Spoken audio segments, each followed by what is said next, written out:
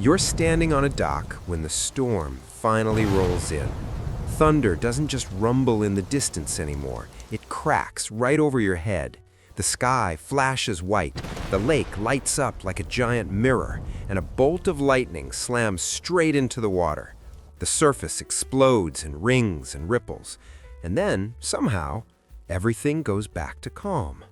No smoke, no steam, no thousands of fish floating to the top like overcooked popcorn. Everyone knows lightning and water are a deadly combo. Lifeguards clear the pool, boaters head for shore, parents yell for kids to get out of the lake.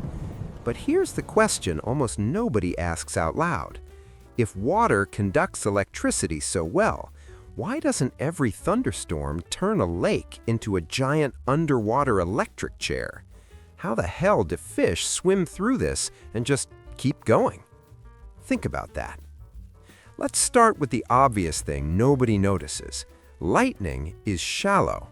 We picture it like a spear that stabs deep into the water. In reality, it behaves more like a stone thrown onto a sheet of glass. When a bolt hits a lake, most of that energy doesn't dive to the bottom, it skims across the surface. The top layer of water, the first few inches, turns into a high-speed highway for electricity, spreading sideways in all directions. Imagine the lake as a stack of invisible pancakes. The top pancake, right where the bolt hits, is violent and dangerous. But as you go down, second pancake, third, 10th, the effect drops off fast. The deeper layers are already living in the fade-out zone of the strike. So when you see that blinding flash and picture the entire lake lighting up in your head, that's your brain dramatizing. Physics is more selective. Today, when you watch lightning hit water, you're actually watching a tug-of-war between two paths, sideways along the surface or straight down into the depths. And almost every time, sideways wins. But here comes the part nobody sees. Electricity doesn't just care that you're in the water. It cares about the difference between 2 points on your body. What hurts you isn't there is electricity near me. What hurts you is there is a different voltage at my head than at my feet, and your body becomes the bridge. It's like standing across a ditch. If one foot is on one side and the other is on the other, you are the connection. Right at the strike point, that voltage difference is huge over very short distances. A small fish, unlucky enough to be near the surface and close to the impact, can absolutely be killed or stunned. Its head and tail see very different electric potentials. Current rips through its body, and that's it. But even a few yards away, the field has already flattened out. Over the length of a fish's body, the voltage difference might be tiny. All the water around it is at almost the same electric potential. And when everything around you is the same, not much current wants to go through you. The electricity slides around the fish through the water, the easier path, instead of through it. The result? A lightning bolt that can heat the air to tens of thousands of degrees and jump miles through the sky ends up creating a surprisingly small danger zone underwater. Not zero, not magic, just limited. If you're finding this fascinating, hit that like button and subscribe to The Curious Mechanism for more hidden stories about the rules quietly running the world. But you're probably thinking, what about different kinds of water? Isn't salt water more dangerous than fresh water? Here's the twist. The better the water conducts, the less interesting you are. In salty oceans or mineral-rich lakes, the water itself is a great conductor.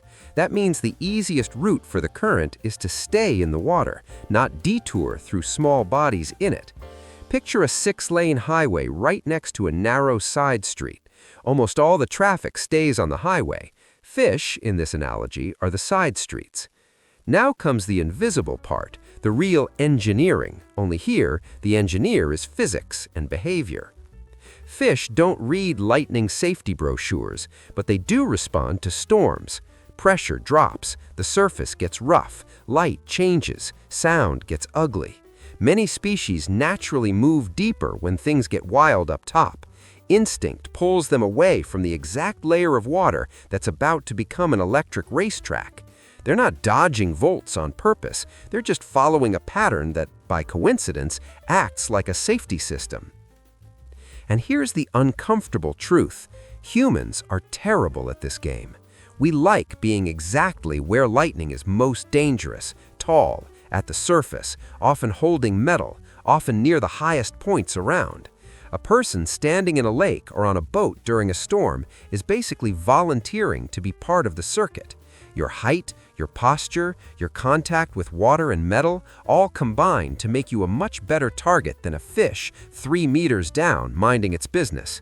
If we tried to design a shape that's bad at surviving lightning near water, a standing human would be pretty high on the list. So next time a storm rolls over a dark lake and you watch lightning punch the surface, remember this: you're not seeing a miracle of nature protecting fish. You're seeing a negotiation between charge, depth, distance, and instinct. Up top, a thin, dangerous skin of water flashes with current. Below, layers of calmer electric fields fade into almost nothing. Between those layers, millions of animals survive thunderstorms, not because they're immune, but because the rules of physics quietly favor them most of the time. If this changed your way to think about lightning over water, subscribe to The Curious Mechanism and hit the like button. Share this with someone who still thinks one strike turns a whole lake into instant fish soup. This is The Curious Mechanism, exploring the invisible systems that keep the world running.